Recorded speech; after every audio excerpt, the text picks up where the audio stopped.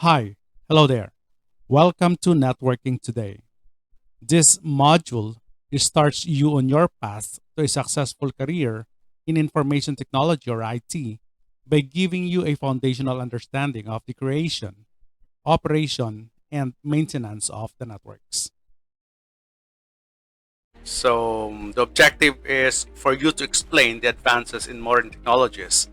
This includes network affecting our lives, network components, network representations and topologies, common types of networks, internet connections, reliable networks, network trends, and network security. Okay, so let's start with networks affecting our lives. Okay, so communication is almost as important to us as our reliance on air, water, food, and shelter. In today's world, through the use of networks, we are connected like never before. So, globally connected, networks are all around us. They provide us with the way we communicate and share information and resources with individuals in the same location or around the world. This requires an extensive array of technologies and procedures that can readily adapt to varying conditions and requirements. So, for most individuals, the use of networks has become a daily occurrence. The availability of these networks has altered the way in which we interact. So, among all those essentials for human existence, the need to interact with others ranks just below our need to sustain life. Communication is almost as important to us on the reliance on these four components here. In today's world, through the use of networks, we are connected like never before. People with ideas can communicate instantly with others to make those ideas a reality. So, news, events, and discoveries are known worldwide in seconds. So, individuals can easily connect and play games with friends separated by oceans and continents.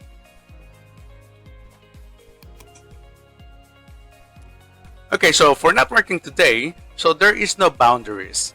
So, world without boundaries, global communities, and the human network. So, technology then and now, imagine the world without the internet.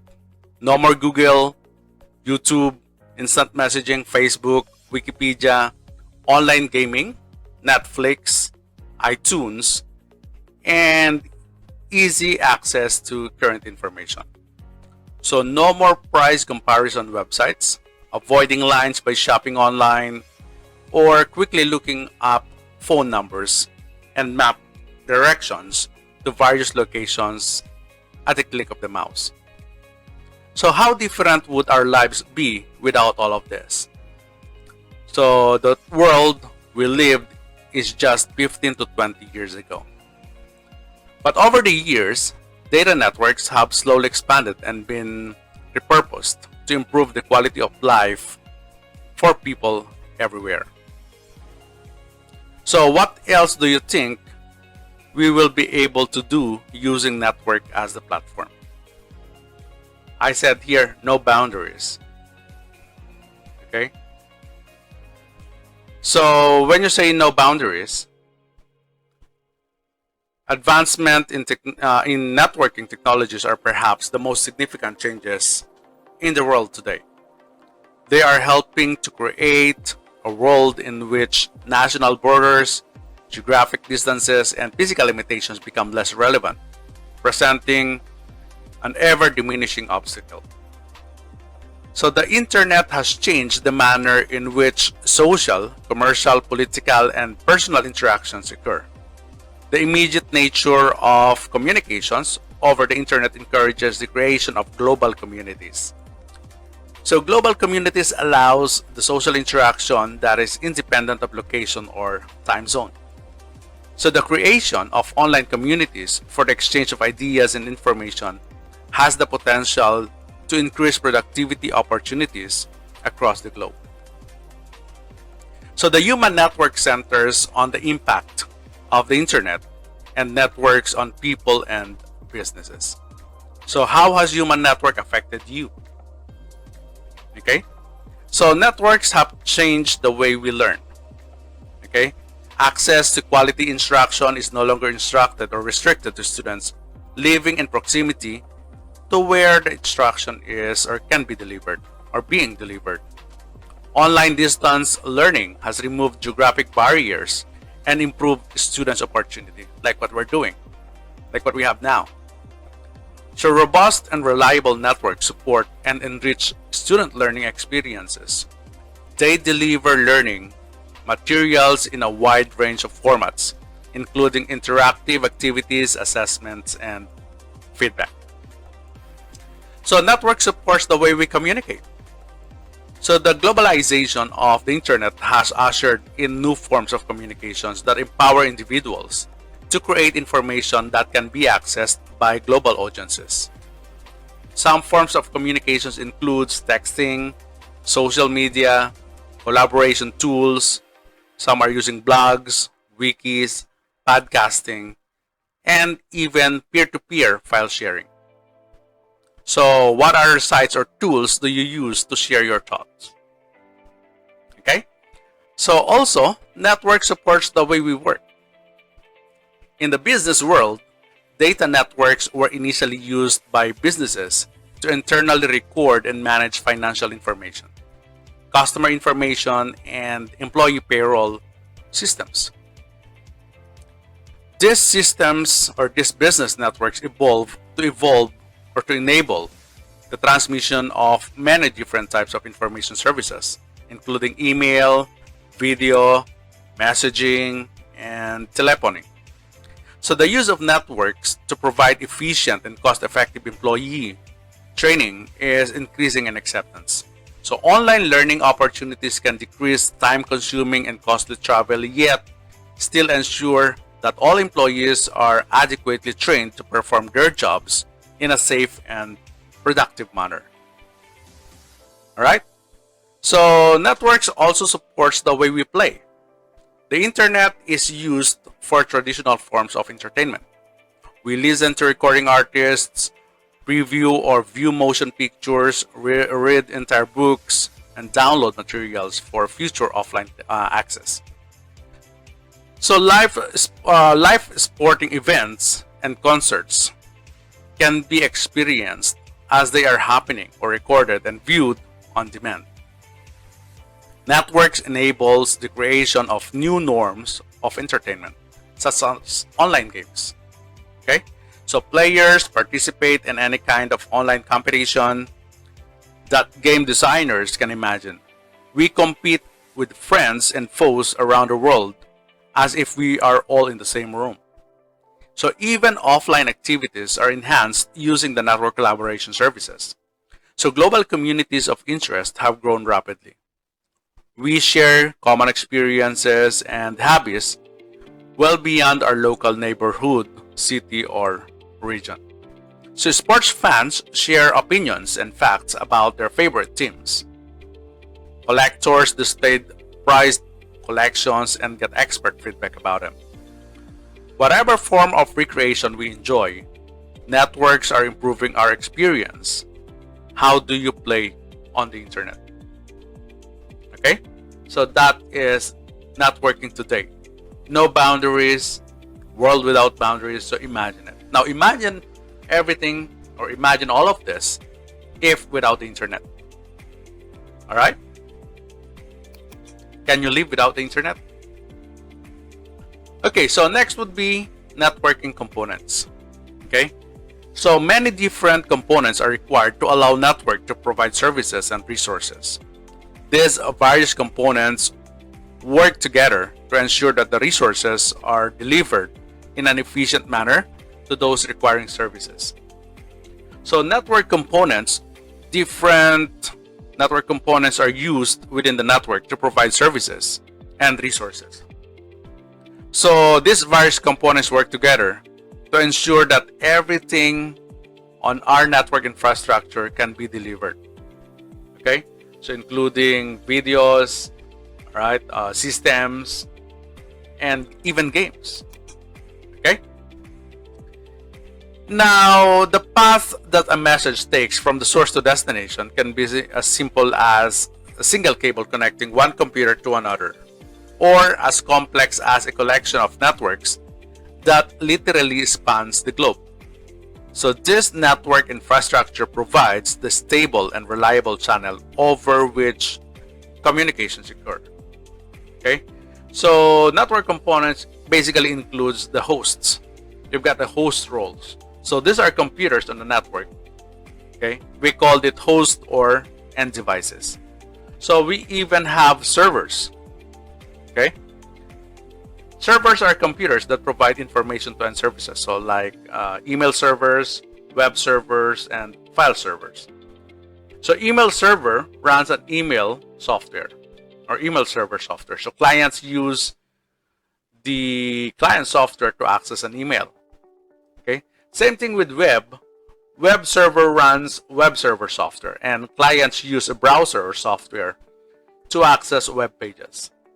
Okay, so it could be a file server that stores corporate and user files. So the client devices accesses these files. Okay, so clients are computers that send requests to the servers to retrieve information. All right. Next, so how about peer-to-peer? So peer-to-peer, a client and the server software usually runs on separate computers, but it is also possible for one computer to carry out both roles. Okay, so being a server and a client at the same time. In a small business and homes, many computer functions as the servers and clients on the network. So this type of network is called peer-to-peer. Okay, so now what are the advantages of peer-to-peer? Okay, so it is easy to set up, less complex, all right, lower cost, and can be used for simple tasks such as transferring files and sharing printers. So these advantages includes no centralized administration. So this is not as secure and scalable. All right. So all devices can act as both clients and servers, so which can slow their performance. That's the problem with peer-to-peer. But this is the least options that we can use to share information. All right. Next is end devices. Okay. An end device is where a message originates from or where it is received. So data originates with an end device, flows through the network, and arrives at the end device. So an end device is either the source or destination of a message transmitted over the network. So to distinguish one end device from the other, each end device on a network is identified by an address. All right.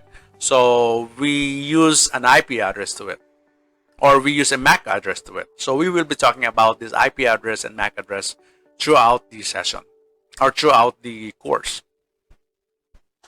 So when an end device initiates communication, it uses the address of the destination end device to specify where the message should be sent.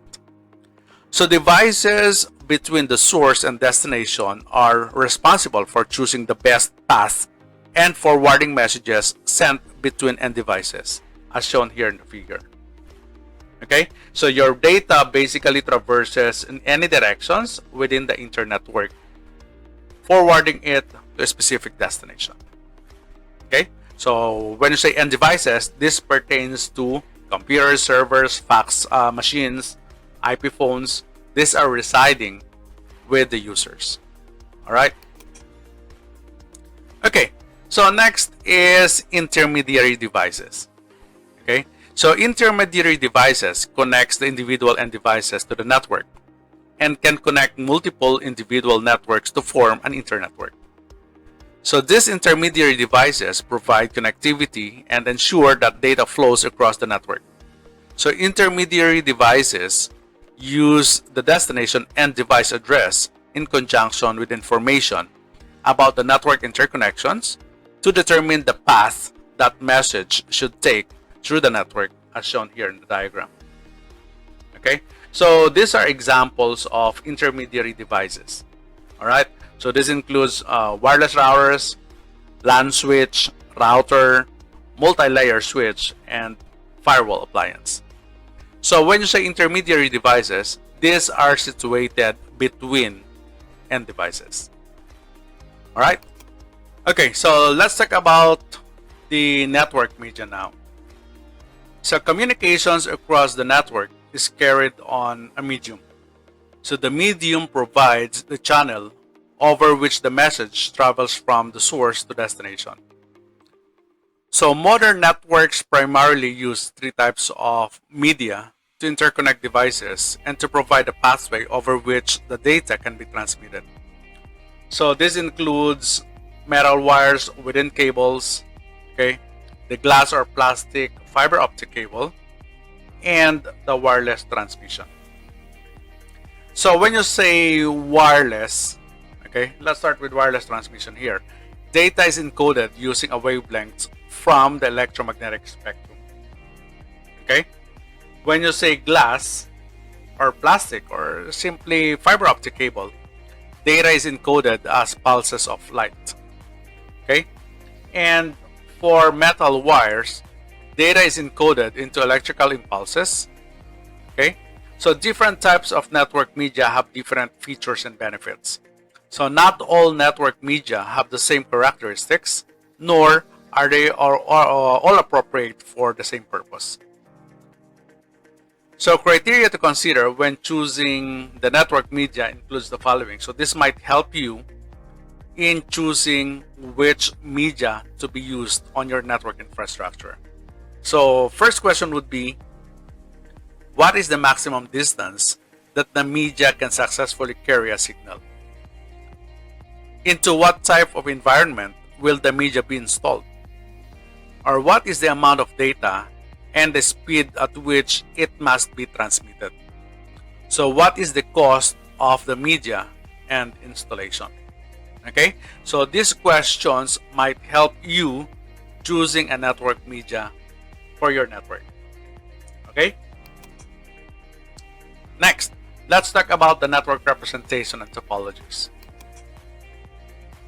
Okay, so network representation, diagrams of networks often used symbols like what we have seen here. So we have different symbols for every component that we use on the network. Okay, so it could be divided into end devices, intermediary devices, and the network media or the type of connection.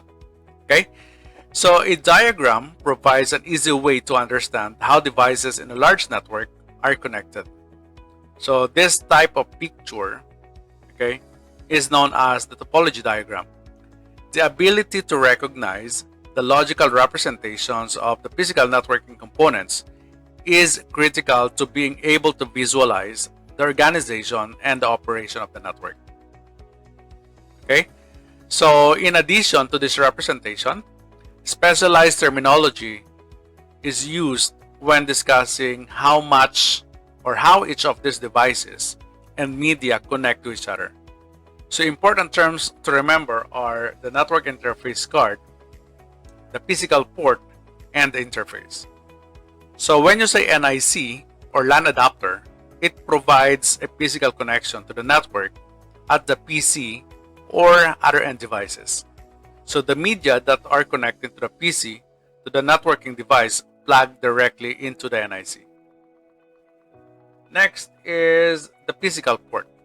So a connector or outlet on the internal networking device where the media is connected to an end device or another networking device. We call it physical port. All right. The last one is the interface. It is a specialized ports for networking device that connect to individual networks. Because routers are used to interconnect networks, the ports on the router are referred to as network interfaces.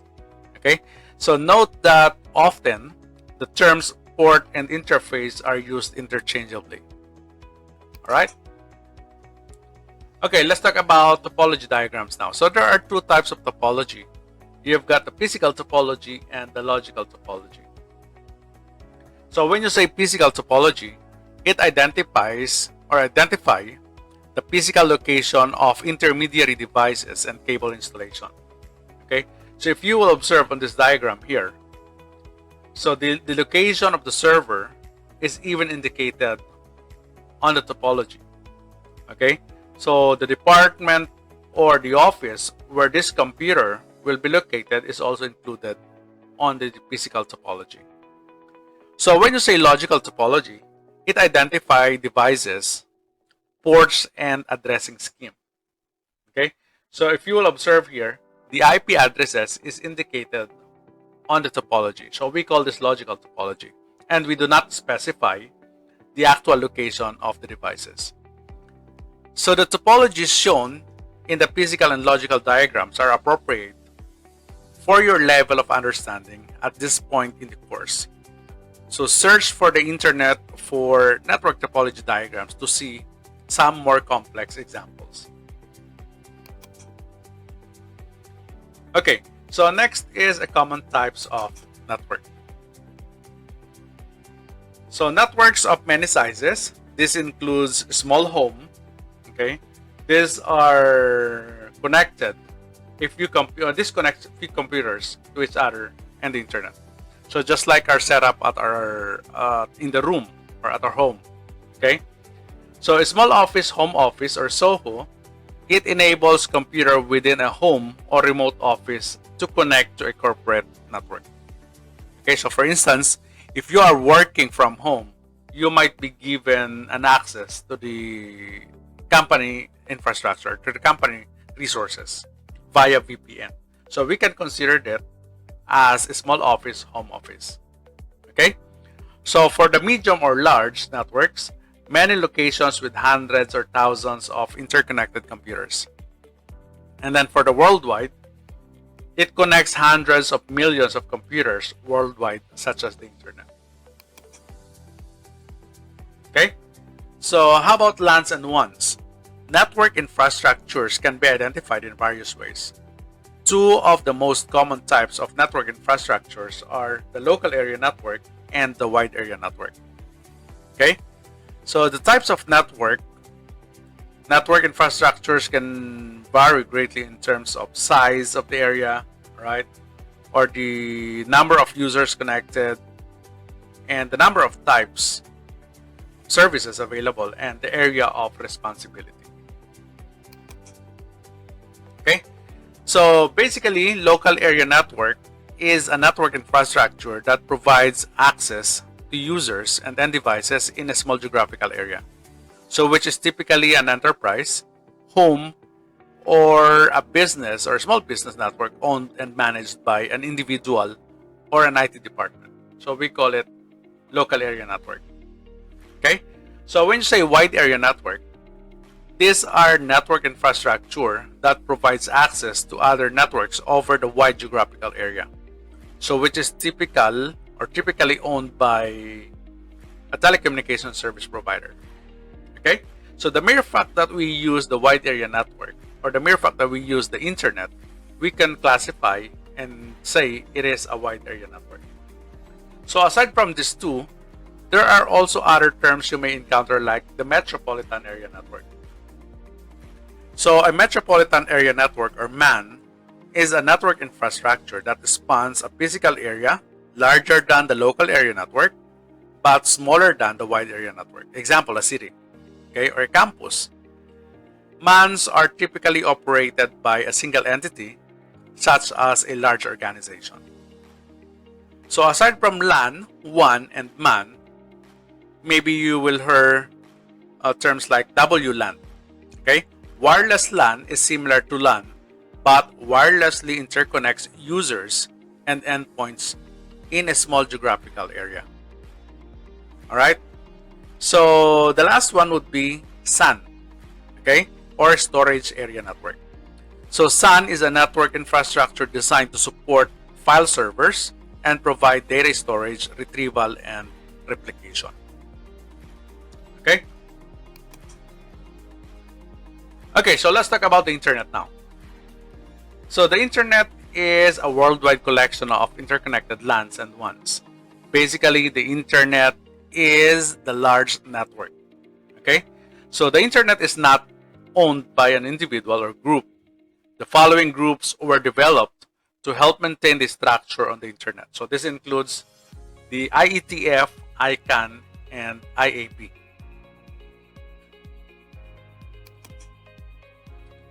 Okay, so how about the difference between intranet, extranets, and the internet?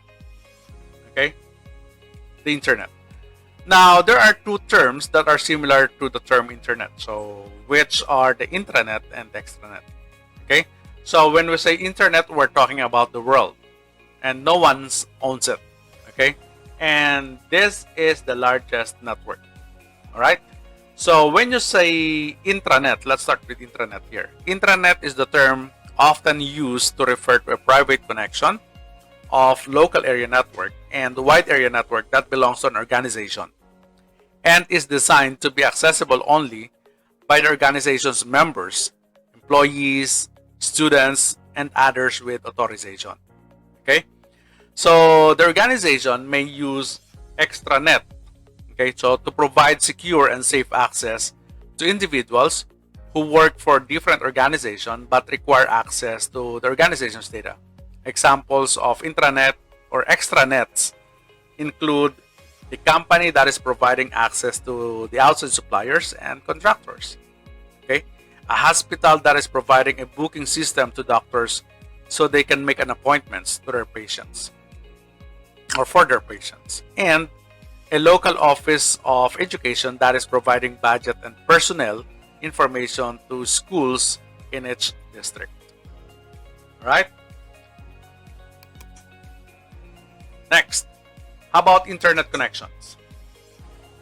Okay, so the internet is a worldwide collection of interconnected networks or internetworks or simply an internet.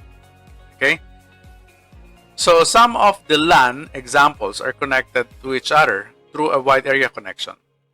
WANs are then connected to each other.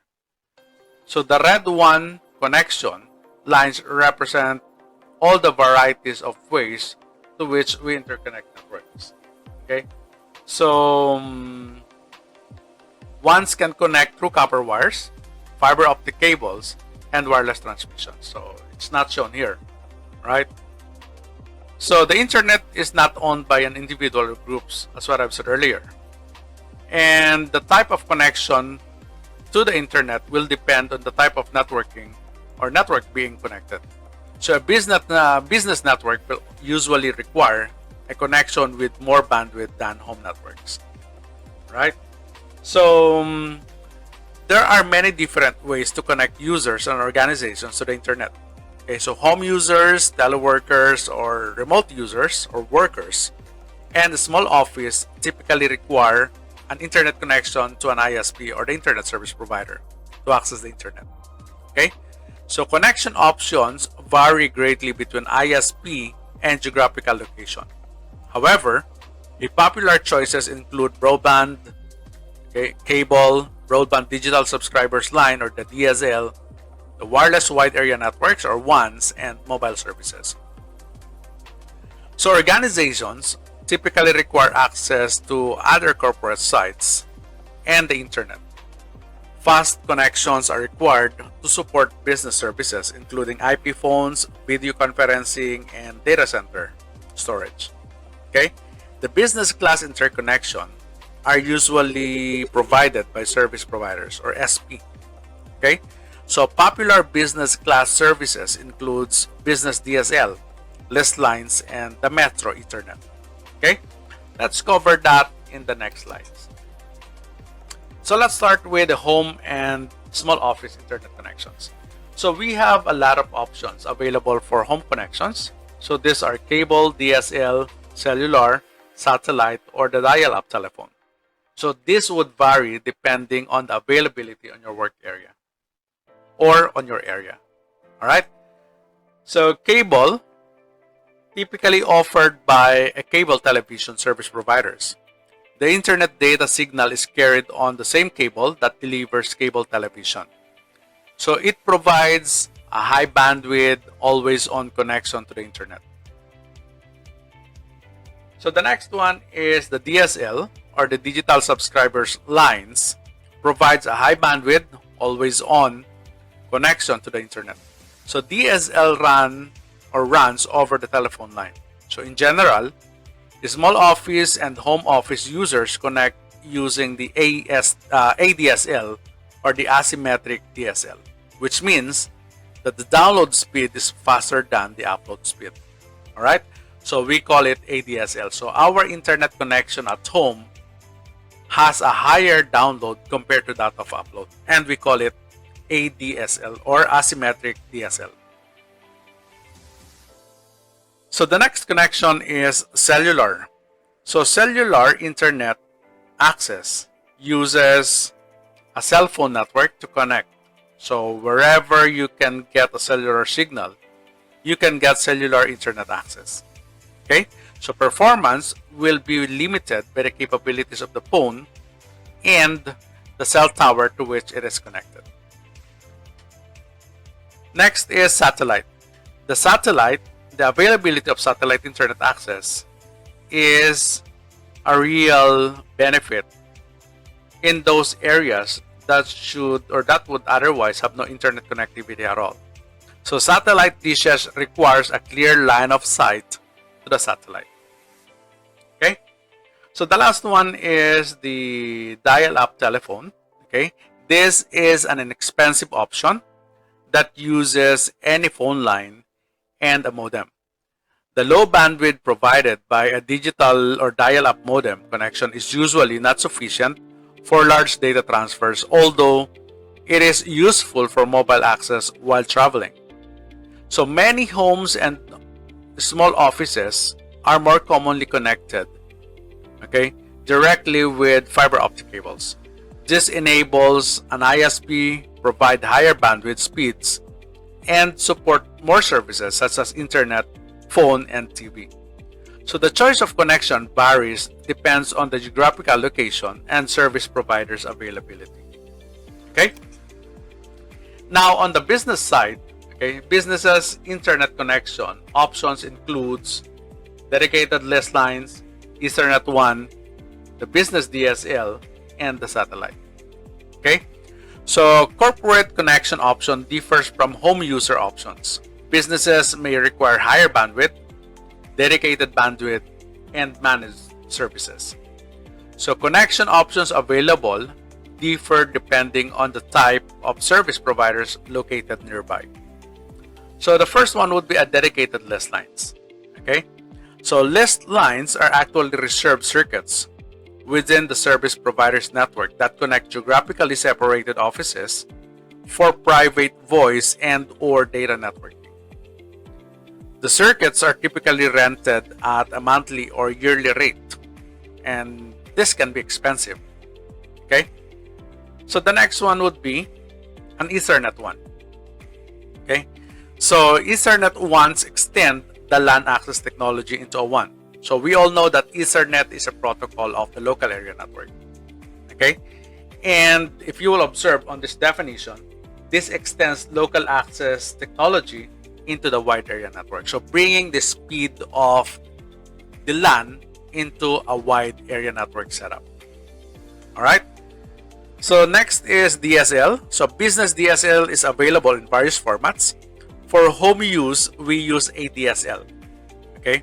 For business use, we use SDSL, which is similar to the consumer's version of DSL, but it provides a higher uploads and downloads. Okay, higher downloads at the same speeds.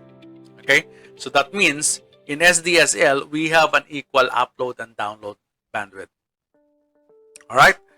So the last one is of course the satellite. So similar to small office, home office users, satellite service can provide a connection when a wired solution is not available. So again, the choice of connection varies depending on the geographical location and speed provider availability. Okay, so next is converging network. Okay, So before converged networks, an organization would even be separately cabled for telephone, okay, video, and data. So each of these networks would use different technologies to carry the signal. All right. So the network has become the platform for distributing a wide range of services to end users in a reliable, efficient, and secure manner. So modern networks are constantly evolving to meet user demands. So today's network are used for data, phone, and video. So consider a school built 30 years ago. Back then, some classrooms were cabled for data networks, telephone network, and video network for televisions. Okay, so they have separate networks, and these networks are not directly connected to each other. They cannot communicate. Okay, so that is why today we have what you call a converged network. So a converged network is a marriage of data and voice and video into a single network infrastructure. So each network uses different technologies to carry the communication signal. So each network had its own rules or set of rules and standards to ensure successful communications. So the converging network, today, a separate data, telephone, and video networks are converging. Unlike dedicated networks, converged networks are capable of delivering data, voice, and video between many different types of devices over the same network infrastructure. Okay? So this network infrastructure uses the same set of rules, agreements, and implementation standards. Reliable networks. So with our reliance on networks, certain precautions must be taken to ensure that the network functions are designed even if things go wrong. So networks must be able to expand to meet the increased needs of an organization. So the services provided by the network must be secured and provide the quality of service to meet the expectation of the organization. Okay? So with our reliance on networks, certain precautions must be taken to ensure that the network function is designed even if things go wrong. Okay, and this should conform with these four components here, which are the four components of network architecture. Okay, which includes fault tolerance, scalability, quality of service, and security. When you say fault tolerance, the expectation is that the internet is always available to millions of users who rely on it. This requires a network architecture that is built to be fault tolerant. A fault tolerant network is one that limits the impact of failure. So the fewest number of devices are affected. It is also built in a way that allows quick recovery when such failure occurs.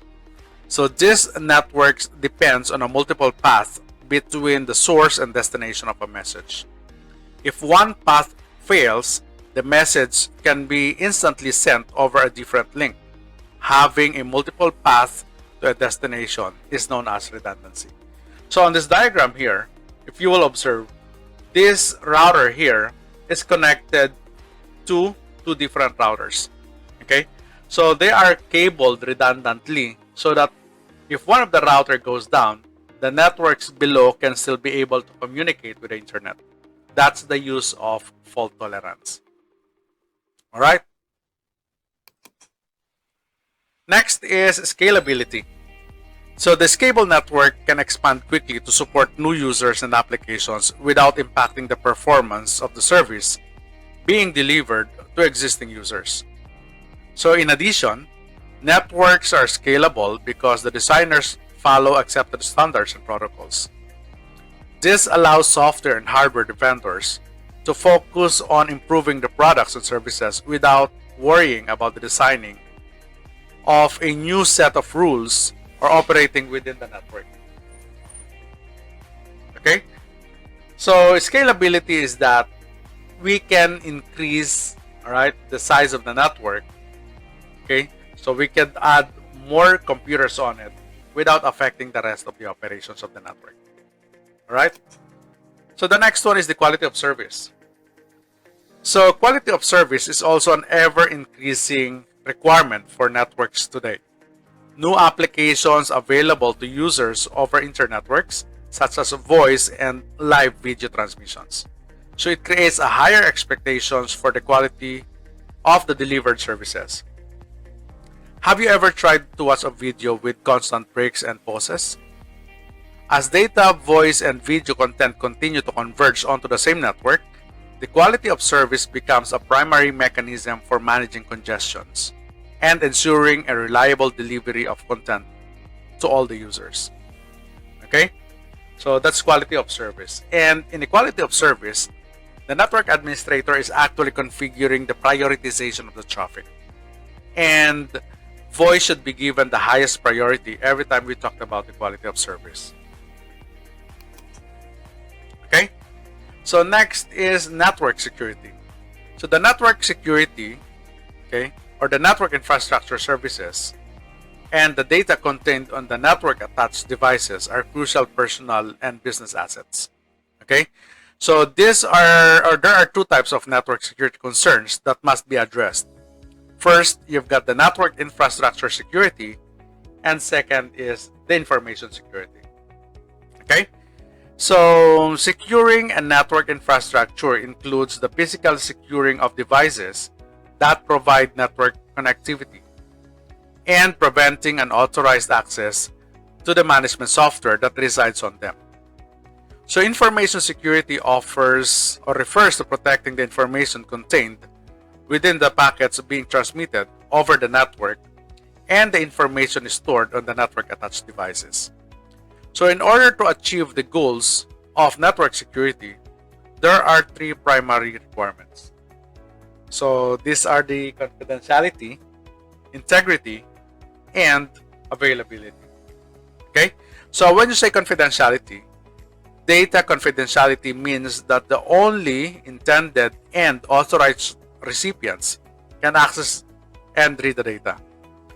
So integrity, data integrity means having the assurance that the information has not been altered in transmission from origin to destination. And availability, data availability means having an assurance of timely and reliable access to data services for authorized users. Okay? So when we talked about network security, we remember these three letters, CIA. Alright? So confidentiality, integrity, and availability. Okay, so next is network trends. Okay, so let's talk about network trends. The network environment continues to evolve, providing new experiences and opportunities for the end users. The network is now capable of delivering services and applications in a manner that couldn't be imagined years ago. Okay?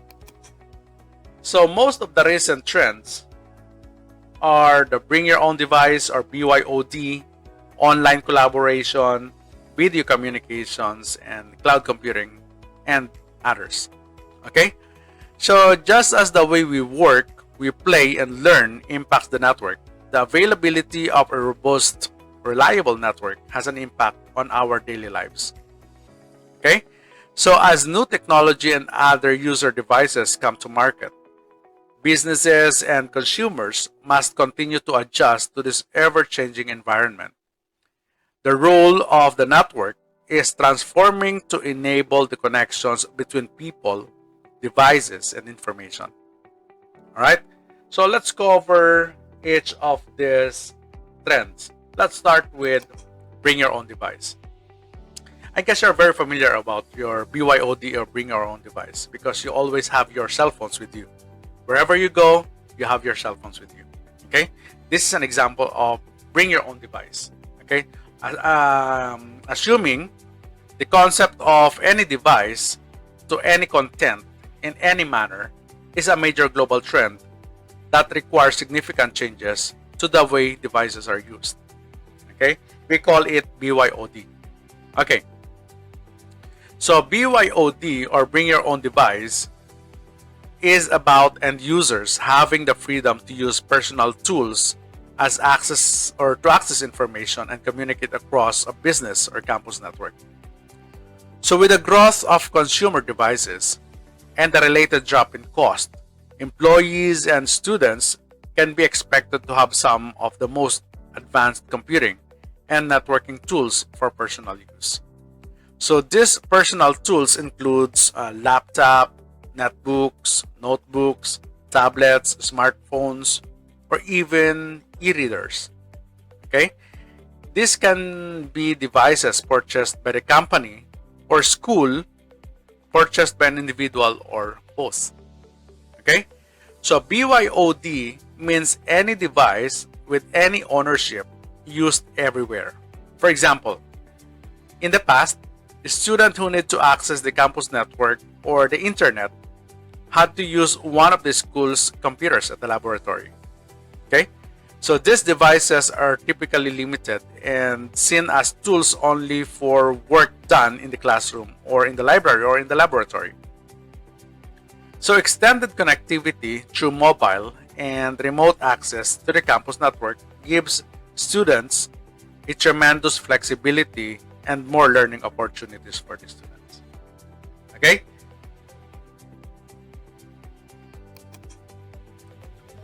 All right. So the next is online collaboration. Okay? So individuals want to connect to the network, not only for access to data applications, but also to collaborate with one another. So collaboration is defined as the act of working with another or others to join on a joint project. So collaboration tools like the WebEx, all right, Zoom, okay, Google Meet, okay. This gives employees or students, teachers, customers, and partners a way to instantly connect, interact, and achieve their objectives. So for businesses, collaboration is a critical and strategic priority that organizations are using to remain competitive. Collaboration is also a priority in education. So students need to collaborate to assist each other in learning, to develop team skills used in the workforce, and to work together on a team-based project. Next is video communications. So another trend in networking that is critical to the communication and collaboration effort is video. So video is being used for communications, collaborations, and entertainment. So video calls can be made to and from everywhere or anywhere with the internet connection. So consider how many people are now using the Skype or FaceTime to communicate with friends and family. So video conferencing is a powerful tool for communicating with others at a distance, both locally and globally. So video is becoming a critical requirement for effective collaboration as organization extends across geographic and cultural boundaries. Right? So there are several tools that we can use for video communications. Okay, so next is cloud computing. So this is becoming a popularity and a trend nowadays. Okay, so cloud computing is another global trend changing the way we access and store data.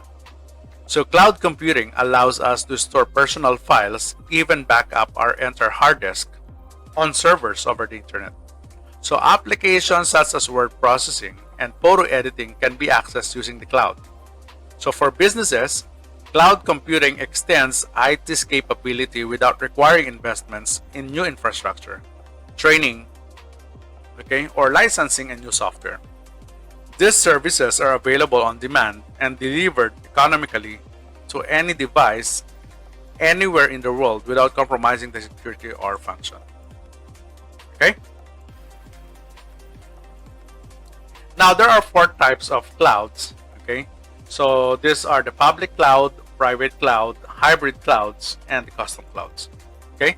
So when you say public clouds, okay, cloud-based applications and services offered in public cloud are made available to the general population. So services may be free or are offered on a pay-per-use model, such as paying for online storage, The public cloud uses the internet to provide services. So next is a private cloud. Private clouds, these are cloud-based applications and services offered in a private cloud and intended for a specific organization or entity, such as the government. So a private cloud can be set up using the organization's private network, although this can be expensive to build and maintain. So a private cloud can also be managed by an outside organization with strict access security. Okay? The third one would be a hybrid cloud. Hybrid cloud is basically a combination of the public and a private cloud. Okay? So a hybrid cloud is made up of two or more clouds, example, part custom, part public, where each part remains a distinctive object, but both are connected using a single architecture. So individuals on the hybrid cloud would be able to have a degrees of access to various services based on the user access rights. Okay? And the last one is a custom clouds. Custom clouds, these are clouds built to meet the needs of a specific industry, such as healthcare or media. So custom clouds can be private or public. Now, cloud computing is possible because of data centers. Data center is a facility used to house computer systems and associated components. A data center can occupy one room of a building, one or more floors, or the entire building. Okay? So data centers are typically very expensive to build and maintain. So for this reason, only large organizations use a privately built data centers to house their data and provide services to others. So smaller organizations that cannot afford to maintain their own private data center can reduce the overall cost of ownership by leasing servers and storage services from a larger data center organizations in the cloud. All right. Okay, so next are the technology trends at home. Okay, so today's home networks are used in every aspect of our daily lives for entertainment, education, communication, and businesses. So networking trends are not only affecting the way we communicate. Okay, the newest home trend include the smart home technology. So this picture here is an example of a smart home technology. Okay, so a smart home technology is a technology that is integrated into everyday appliances, allowing them to interconnect with other devices, making them more smart or automated. For example, imagine being able to prepare a dish and place it in the oven for cooking prior to leaving the house for the day. Okay? So imagine if the oven was aware of the dish it was cooking and was connected to your calendar of events so that it could determine what time you should be available to it and adjust start times and length of cooking accordingly. So it could even adjust cooking times and temperatures based on changes in the schedule. So additionally, a smartphone or a tablet connection allows the user the ability to connect to the oven directly to make any desired adjustments. So when the dish is available, the oven sends an alert message to a specified end user device that the dish is done and warming. So this scenario is not far off in the future. In fact, smart home technology is currently being developed for all rooms within the house. All right. So a smartphone or smart home technology will become more a reality as home networking and high-speed internet technology becomes more widespread. New home networking technologies are being developed daily to meet these types of growing technology needs. Could you imagine a refrigerator doing an inventory for you?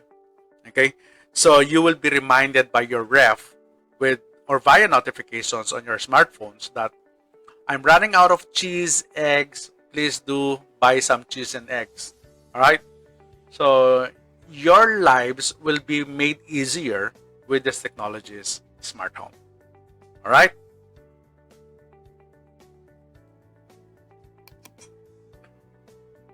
Okay, so the next one is a power line networking. So power line networking is an emerging trend for home networking that uses the existing electrical wiring to connect devices. So the concept of a new wires means the ability to connect a device to the network whenever there is an electrical outlet. So this saves the cost of installing data cables and without any additional cost to the electrical bill. So using the same wiring that delivers electricity, power line networking sends information by sending data on certain frequencies. So using a standard power line adapter, devices can connect to the LAN whenever there is an electrical outlet. Cool, right? So power line networking is especially useful when wireless access points cannot be used or cannot reach all the devices in the home. So power line networking is not designed to be a substitute for a dedicated cabling in the data networks. However, it is an alternative when data network cables or wireless communications are not available or it's not a viable option. All right, so we could use a power line networking. Okay, so next is the wireless broadband. Okay, so wireless broadband, most of our internet connections are via wireless broadband. Okay, so connecting to the internet is vital in smart home technology. DSL and cable are common technologies used to connect homes and small businesses to the internet. However, wireless may be another option in many areas. Okay, so we have what you call a wireless internet service provider, or the WISP. Okay, so the WISP is an ISP that connects subscribers to a designated access point or a hotspot using similar wireless technologies found in a home wireless local area network, or WLANs. So WISPs are most commonly found in rural environments, okay, where DSL or cable services are not available. So although a separate transmission tower may be installed for the antenna, it is common that the antenna is attached to an existing elevated structure such as a water tower or a radio tower.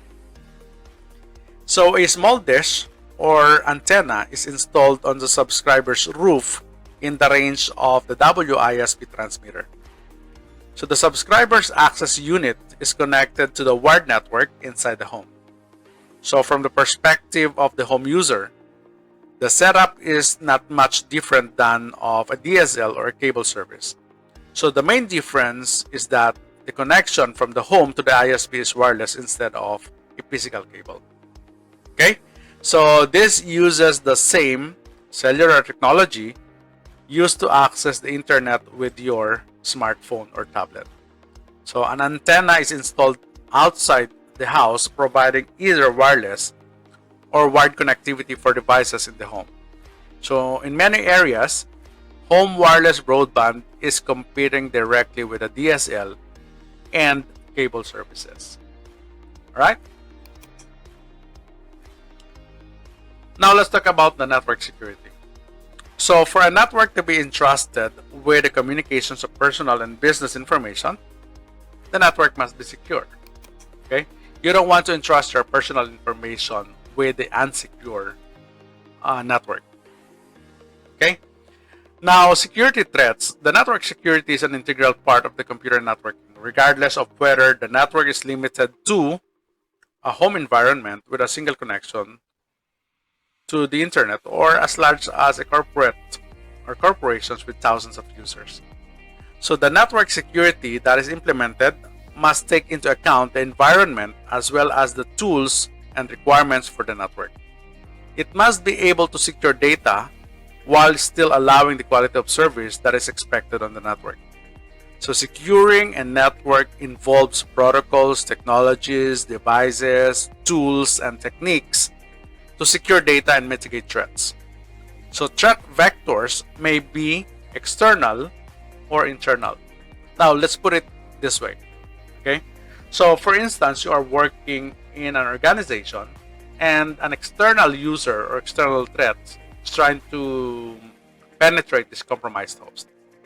So if the hacker or the intruder is coming from the outside world, they are not part of the organization, we call it external threats. So any threats that has originated outside the organization is classified to be an external threat. Okay? And a threat could also be internal. These are threats initiated and launched within the organization by some of the employees or even students. All right? Okay, so the most common external threats to networks includes viruses, worms, and Trojan horses. Okay, so these are malicious software and arbitrary code running on a user device.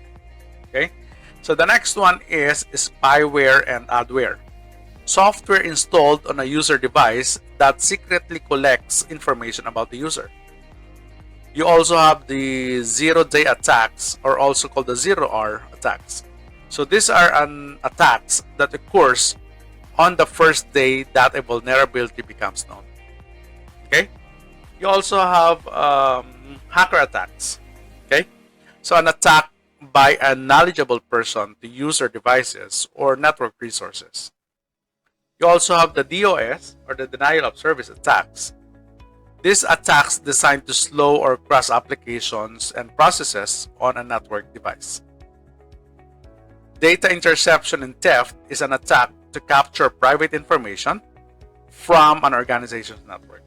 And the last one there is identity theft. Okay, so identity theft, an attack to steal the login credentials of a user in order to access the private data. Okay, now it is equally important to consider internal threats. There have been many studies that show that the most common data breaches happen because of internal users on the network. Okay, so this can be attributed to lost or stolen devices, accidental misuse by employees, or in the business environment, even malicious employees. All right, so with evolving BYOD strategies, corporate data is much more vulnerable. So therefore, when developing a security policy, it is important to address both external and internal security threats. All right, so sort of, you have to secure everything. All right, would it be from external threat or internal threat? Okay. Okay, so what are the network security solutions? So no single solution can protect the network from a variety of threats that exists, both internal and external. So for this reason, security should be implemented in multiple layers using a more than one security solution. If one security component fails to identify and protect the network, others still stand.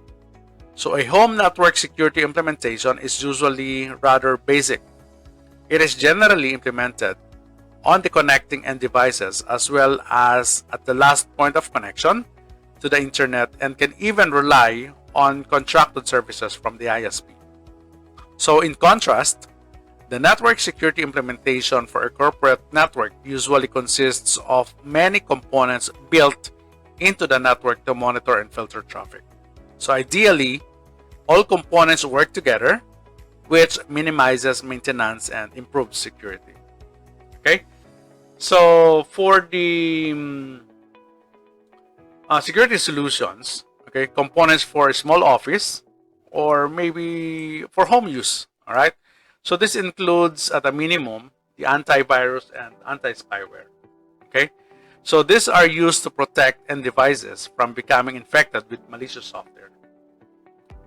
You can also use the firewall filtering, okay, which are used to block unauthorized access to the network. This may include a host-based firewall system that is implemented to prevent unauthorized access to the end device, or basic filtering service on the home router to prevent unauthorized access from the outside world into the network. Okay, but if we're talking about in a large scale, okay, so for large networks, so we have additional security requirements like the use of a dedicated firewall systems. Okay, so these are used to provide more advanced firewall capabilities that can filter large amount of traffic with more granularity. So access control list, or ACL, these are used to further filter access and traffic forwarding. Others are using the IPS, or the intrusion prevention system. These are used to identify the fast spreading of threats such as a zero-day or zero-hour attacks. Okay? And the last one is a VPN, or the virtual private network. These are used to provide secure access to remote workers. So network security requirements must take into account the network environment as well as various applications and computing requirements. So both home environments and businesses must be able to secure their data while still allowing for the quality of service that is expected for each technology. Additionally, the security solution implemented must be adaptable to a growing and changing trends in the network. So the study of network security threats and mitigation techniques starts with a clear understanding of the underlying switching and routing infrastructure used to organize network services.